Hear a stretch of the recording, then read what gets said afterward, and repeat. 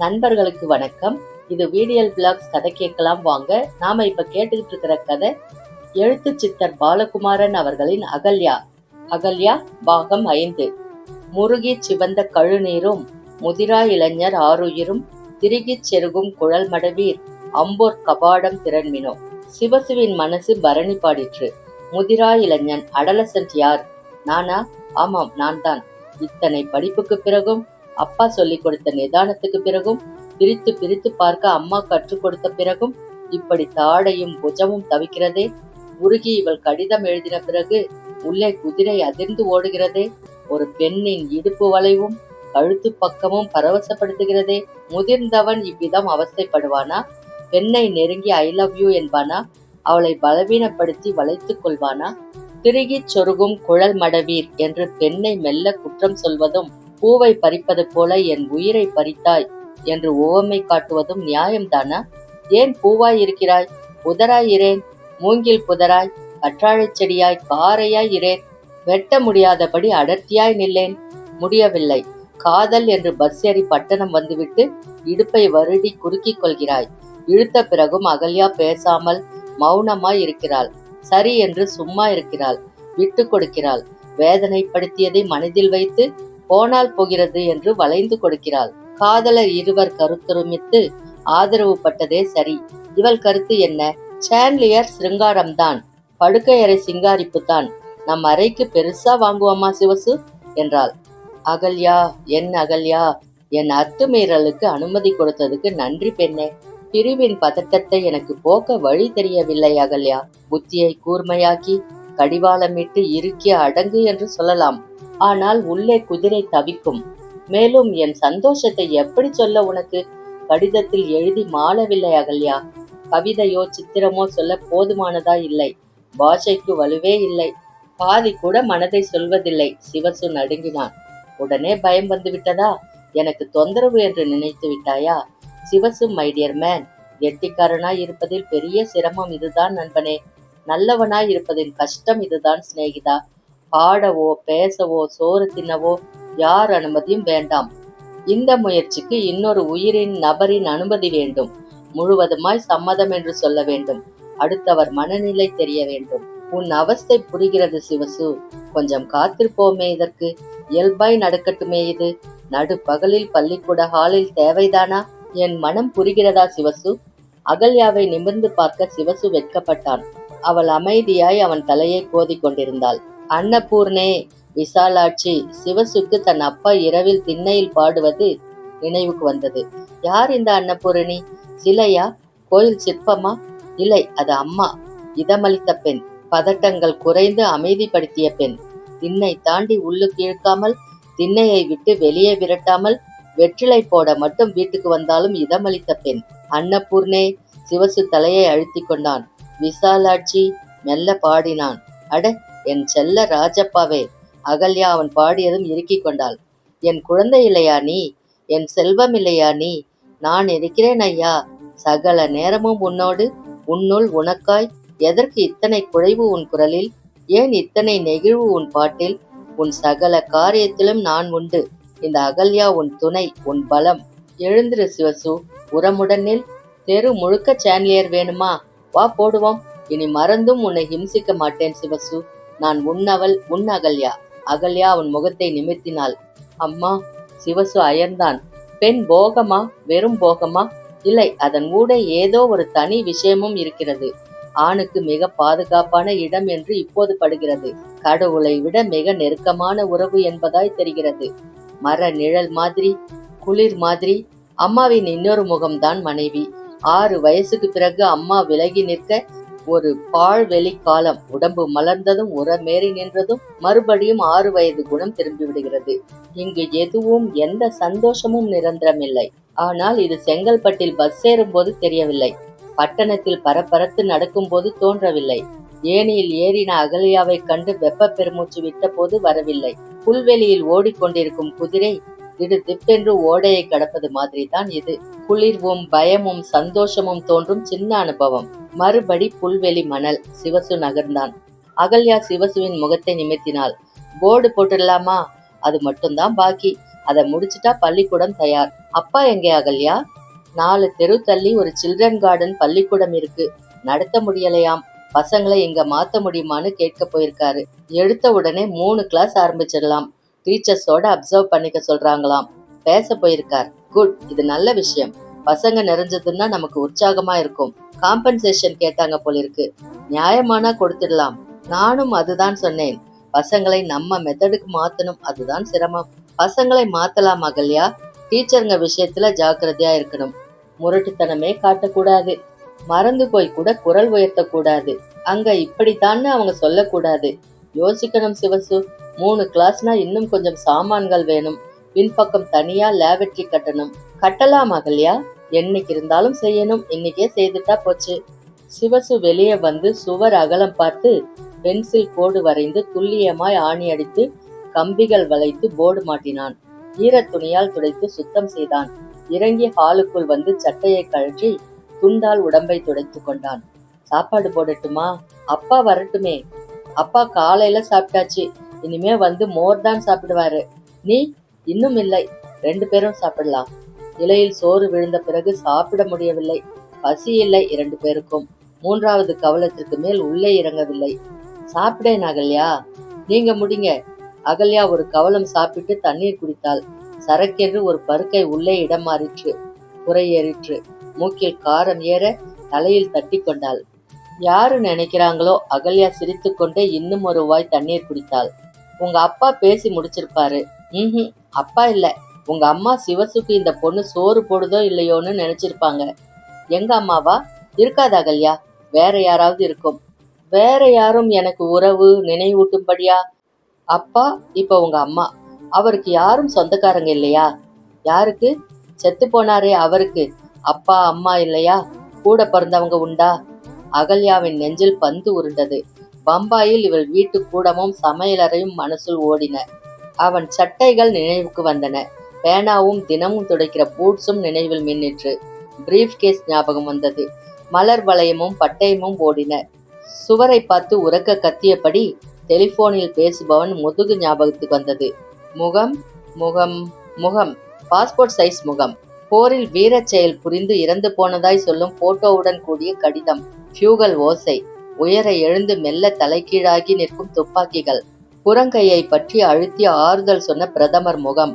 உடைந்து கேவின போது தோளில் அணைத்து கொள்ள பிரதமரின் நூல் புடவை மனசுள் தெரிந்தது. எவ்வளவு ஹிம்சையான காலங்கள் அவை.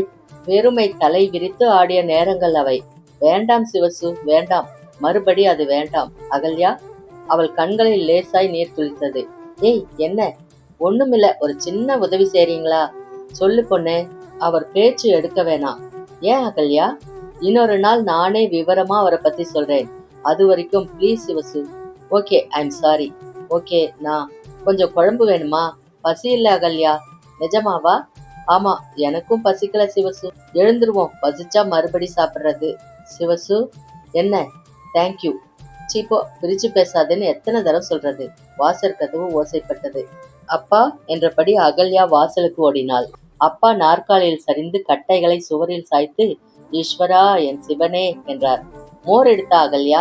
சிவசு சமையலறையை பார்த்து கூவினான். அட, நான் இது மோர் சாப்பிடுற நேரம்னு எப்படி தெரிஞ்சது? அகல்யா சொல்லிச்சு. உட்கார்ந்து என்னை பத்தி பேசுனீங்களா 2 பேரும்? நல்லது. சாப்பாடாச்சா? குழம்பு சாதம் அப்படியே இருக்கு தட்டுல. முற்றத்தை சுட்டி காட்டினார். பாதி சாதத்தோட பக்கத்துல தட்டுகள் கிடந்தன. பசி இல்ல. நிறைய பேசினா பசி அடிபட்டு போகும். பேசாம உட்கார்ந்து இருந்தாலும் பசி மந்திச்சிடும். நிறைய பேசினீங்களோ? ஆமா, பள்ளிக்கூடம் பற்றி. அடடே, அப்படியா? அப்பா மெல்ல சிரித்தார். இந்த அப்பா குசும்பான ஆள். சின்ன வயசில் நிறைய பேரை கண்ணில் விரல் விட்டு ஆட்டியிருப்பார். இடது வலது மேல் கீழ் எல்லாம் தெரிந்து ஆட்களை அசர அடிச்சிருப்பார். அந்த பள்ளிக்கூடம் பார்த்தேன் அகல்யா. குழந்தைகள் பத்தி விசாரிச்சேன். எல்லாம் இந்த பக்கத்து குழந்தைங்க தான். 40 பேர் சுலபமா தேரும். சந்து வீட்டுல பள்ளிக்கூடம், ஒட்டு கூரை, ஜன்னல் காத்து எதுவும் இல்ல. 10,000 ரூபாய் கேட்டாங்க. சரின்னுட்ட. 3 டீச்சரை அப்சர்வ் பண்ண சொன்னாங்க. 2 பேரும் சின்ன பொண்ணா இருக்கு. ஒருத்தவங்க கொஞ்சம் நடு வயசு. அந்த அம்மா பிடியா. பொண்ணுங்க சூட்டிக்கையா இருக்கு. வர சொன்னேன். அடுத்த வாரம் வருவாங்க. காஃபிக்கு பால் இருக்கா அகல்யா? எனக்கும் ஒரு டம்ளர் எடுத்தா. மோர் வேணாம். பாக்குறேன்பா. சிவசு தம்பி, அகல்யாவின் அப்பா முன்னால் குனிந்தார். 15 நாள்ல பள்ளிக்கூடம் திறக்கணும், அதுக்கு முன்னாடி கல்யாணம் வச்சிடலாமா? அம்மா கிட்ட கேக்குறீங்களா? அப்படியா? நான் சரிங்க. வற்புறுத்தல தம்பி, அம்மா கிட்ட கேட்டுக்கங்க. இடம் நாள் எல்லாம் விசாரிங்க. நாள் இடம் நீங்க சொல்லிட்டுங்க ஐயா. இங்க நம்ம வீட்டுல வச்சிடலாமா? அம்மா வருவாங்களா? வரமாட்டாங்க ஐயா. இங்க கல்யாணம் முடிச்சிட்டு அம்மா கிட்ட போய் வந்துடுறோம். ரிஜிஸ்டர் பண்ணலாமா தம்பி? செய்யலாங்க. எப்படி தாலி கட்டுறீங்க? மோதிரமா, கையெழுத்து மட்டும் போதுமா? அகல்யாவை கேட்டுக்கலாம் ஐயா. தாலி கட்டினாதான் அதுக்கு கம்பீரம் இல்லையா? வெளி வாசல போகணுமே. அம்மாடி என்று உள்ளே பார்த்து அகல்யாவை கூப்பிட்டார். சிவசு தம்பி கல்யாணத்துக்கு சரின்னுடுச்சு. அடுத்த வாரம் நம்ம வீட்லயே வச்சுக்குவோமா? நீ சொல்லு. பால் கிண்ணத்தோட நீர் பிடிக்க குழாய்க்கு வந்தவள் சட்டென்று நின்றாள். முகம் செம்மையாயிற்று. வேறு திக்கை பார்க்க வைத்தது. பெண் என்பவள் எவ்வளவு அழகு! அகல்யா அசையாமல் இருந்தாள். கல்யாணம், எனக்கு மறுபடி கல்யாணம், நிஜமாகவே கல்யாணம், 2ஆம் கல்யாணம், இன்னொரு புருஷன். சற்று நேரம் முன்பு இவனை மார்பில் அணைத்து என் சிநேகிதனே என்று தடவினேன். இனி இவன் புருஷன், கணவன். நிஜம்தான், இது இவ்வளவு சுலபமாய் ஏற்படும் இந்த உறவு. முதல் கல்யாணத்துக்கே எங்கே எங்கே என்று புருஷனை தேடும் பெண்கள் அதிகம் உண்டு. எனக்கு எப்படி இவ்வளவு சுலபமாய்? இது கடவுள் செயலா? அப்பாவின் கூர்மையா? சிவசுவின் மனசா? ஜாதகமா? அதிர்ஷ்டமா? ஊர் கூடி மேளங்கொட்டி அச்சதை பொழுந்து பூ சுமந்து மெட்டி ஒலிக்க புடவை சரசரக்க விழுந்து வணங்கி மறுபடியுமா வேண்டாமே. ஜனங்களுக்கு மத்தியில் மறுபடி மேடை ஏற வேண்டாமே. மஞ்ச சரடு வாங்கி பொட்டு தங்கம் வச்சு கட்டிடலாம்னு யோசனை அகல்யா. நீ எப்படின்னு சொல்லு. நான் என்ன சொல்ல? எப்படி சொல்ல? யார் யாரை கூப்பிட போறீங்க அப்பா? மெல்லிய குரலில் கேட்டாள். யாரும் வேணா அகல்யா, அப்பா போதும். தாலி கூட உனக்கு சம்மதமானா? சிவசு தயங்கி பேசினான். கரெக்ட் தம்பி, இது நமக்குள்ளார ஒரு டிக்ளரேஷன் தான். இன்னைக்கே ரெஜிஸ்டர் ஆபீஸ்க்கு சொல்லிடுறேன். பின்னால ரெஜிஸ்டர் பண்ணிப்போம், சரியா? சரிங்க. அகல்யா நீ? சரி, இந்த வார்த்தைகள் போதும் தம்பி, மற்றதெல்லாம் சம்பிரதாயம்தான். இனி அகல்யா உன் சொத்து. எங்கேயாவது வெளியே வாசல்ல கூட்டிட்டு போ. சந்தோஷமா இரு. அம்மா இங்க வா, இப்படி உட்காரு. யாரோ பிடிச்சு தள்ளின மாதிரி தான் இந்த பிள்ளை கிடைச்சிருக்கான் உனக்கு. குரல் உயர்த்திடாதே அகல்யா. கோடி காட்டுற மாதிரியும் பேசாதே. வேணும் வேணாங்கிறத பச்சை பிள்ளை மாதிரி சொல்லு. குடித்தனம் நிச்சயமா நல்லா இருக்கும். கடவுளே, எவ்வளோ பெரிய பாரம் இறங்கிடுச்சு எனக்கு. செம்மான் மகளை திருடும் திருடன், பெம்மான் முருகன் பிறவான் இரவான், சும்மா இரு சொல்லற வென்றலுமே, அம்மா பொருளொன்றும் அறிந்திலனே. அப்பா பாடினார். பின்னுக்கு சாய்ந்து கண்களை மூடிக்கொண்டார். வெளியே எங்கும் போகவில்லை. ஒரு பிரமிப்பு தட்டி வியப்பு மலர்ந்து வெறுமே வீட்டோட இருக்கும் அமைதி படர்ந்து விட்டது. மேல் மாடியில் நட்சத்திரங்களை பார்த்து தனியே நிற்கையில் அகல்யா பின்னே மெல்ல வந்து சிவசுவின் முதுகை தொட்டாள். மேலே பார் அகல்யா, அது பேர் தெரியுமா உனக்கு? கிழக்கே மிளிரும் 2 சுடர்களை காண்பித்தான். பிரகாசமா இருக்கே, அது குரு வியாழன். பக்கத்திலே சின்னதா தெரியுதே, அது சனி கிரகம். அப்படியே மேலே வா, அரிவாள் மாதிரி தெரியுதே, 6 நட்சத்திரம். கீழே ஒரு முக்கோணம், அது மொத்தமும் லியோ. இன்னும் உயரவா, பளீர்னு தெரியுதே, அது சீரியஸ் அல்லது சிவபெருமான். தெற்கு பக்கம் பார், ரொம்ப பிரகாசமா இருக்கிறது அகஸ்தியர். இப்ப மேற்கு பக்கம் போ, ஒரு 3 நட்சத்திரம். அதுக்கு வலது பக்கம் 2, இடது பக்கம் 2 நட்சத்திரமா தெரியுதே, அது ஓரையின் கூட்டம். 3 நட்சத்திரங்களுக்கு மேல் வடக்கா இருக்கிறது ஆருத்ரா, கீழே இருக்கிறது கபானா ஒரிஸ். தெற்கு பக்கம் மேல ரீகல், கீழே ப்ளூ ஸ்டார். ஆருத்ரா மாதிரி சிகப்பு கலர்ல இன்னும் மேற்கு பார், அது ரோகிணி. அதுக்கப்புறம் பூங்கொத்து மாதிரி கார்த்திகை பெண்கள். இப்ப மேல் நோக்கி வடக்கே வா, அது 2ம் ஜெமினி. இப்ப வடக்கா கேள்விக்குறி மாதிரி, பெரிய கேள்விக்குறி மாதிரி தெரியுதே, அது சப்தரிஷி மண்டலம். அந்த கேள்வி வளைவுல உச்சில தெரியுதே, அதுதான் வசிஷ்டர். அதுக்கு நெருக்கமா, ரொம்ப நெருக்கமா உத்துப்பாரு தெரியும், அதுதான் அருந்ததி. பதிவிரதையாயும் அதே சமயம் புருஷனுக்கு பிரியமுள்ளவளாயும் பணிவிடைக்கு கோணாதவளாயும் பிள்ளை பெறும் ஆசையோடும் உள்ளவளே, உன்னை நீ புருஷனுடன் இருக்கையில் வணங்குகிறேன். அகல்யா சுடரை நமஸ்கரித்தாள். இன்னும் சில நட்சத்திரம் காமிக்கிறேன் அகல்யா. வானா. ஏண்டா, அது பாட்டுக்கு தேமைன்னு சிரிச்சுக்கிட்டு இருக்கு. அதுக்கு போய் பேர் வச்சு ஜாதகம் பார்த்து விட்டுருங்க. விவரம் தெரிஞ்சுக்க வேணாமா? தெரிஞ்சுக்கிட்டா பிரமிப்பு போயிடும். எதையுமே.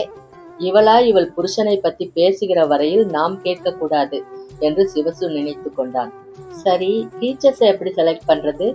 செலக்ட் பண்றது நமக்கு இல்லையே, அப்சர்வ் பண்ணிக்கணும்னு 3 பேர் இருக்காங்களே, அதுக்கு மேலேயா ஆள் வேணும்? 60 குழந்தைகளுக்கு உன்னையும் சேர்த்து 4 டீச்சர்ஸ் போதாதா? அதுல 2 பெண்கள் கல்யாணமாகாத சிறு பெண்கள்னு அப்பா சொன்னாரே. அது பரவாயில்ல அகல்யா, நாளைக்கு கல்யாணம் ஆகும்னு நம்பிக்கையோட, இது டெம்பரரின்னு எண்ணத்தோட இருந்தாங்கன்னா நல்லது. நம்பிக்கை செத்து போன பெண் தான் கஷ்டம், அதுவும் இந்த வேலையில சிரமம். நாளைக்கு வராங்க 3 பேரும், பேசி பார்ப்போம். உங்களை பள்ளிக்கூடத்தோட உட்கார வச்சுட்டது சிரமமா இருக்குதா? மிரட்சியா இருக்குது. எனக்கு இந்த வேலை தெரியுமான்னு சந்தேகமா இருக்கு. நீ இருக்கேங்கிற தைரியம், உனக்கு பின்னால நிக்கலாம்ங்கிற எண்ணம். ஐயோ, நீங்க இருக்கீங்கன்னு நான் காரியம் செய்யறேன். சகலத்தையும் என் தலையில தூக்கி வச்சா 2 பேரும் சுமப்போம். என்ன விதமா ப்ராப்ளம் வரும்னு தெரியலையே. இன்னொரு கேள்வி கேட்கணும், கேளு. நமக்கு குழந்தைங்க வேணும்னா கொஞ்சம் பொறுத்து பார்ப்போம், அவசரப்பட வேணாம். பள்ளிக்கூடத்துல புத்தி போயிடுச்சுன்னா நமக்கு அதை பத்தி தெளிவு வந்துடும். எப்படி? உங்க அப்பா சொன்னாரே, வேணும் வேணான்றத வாயை திறந்து பச்சை பிள்ளையா கேளு, கோடி காட்டாதேன்னு. அதுதான் செய்யணும். அப்பா இத பத்தியா சொன்னாரு? ஆமான்னு படுது இப்ப. உங்க அப்பா பெரிய ஜீவன் அகல்யா.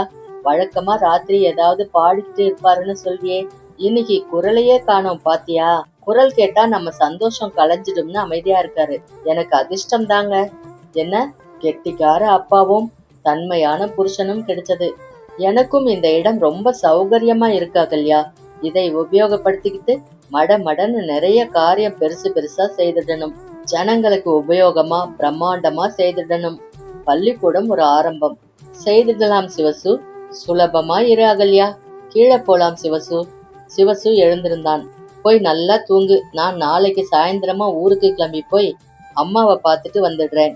கல்யாணம் முடிஞ்ச பிறகு 2 பேரும் போய் வருவோம். அது வரைக்கும் இந்த பகுதியில பார்த்தோம். அதுக்கப்புறம் என்ன நடந்துச்சுன்னு அடுத்த பகுதியில பார்க்கலாம். இதுவரைக்கும் நம்ம சேனலுக்கு சப்ஸ்கிரைப் பண்ணி சப்போர்ட் பண்ண அனைத்து நல்ல உள்ளங்களுக்கும் நன்றி. அகல்யாவின் தொடர்ச்சியை அடுத்த எபிசோட்ல பார்க்கலாம். அது வரைக்கும் உங்களிடமிருந்து நன்றி கூறி விடைபெறுவது விடியல் பிளாக்ஸ். நன்றி, வணக்கம்.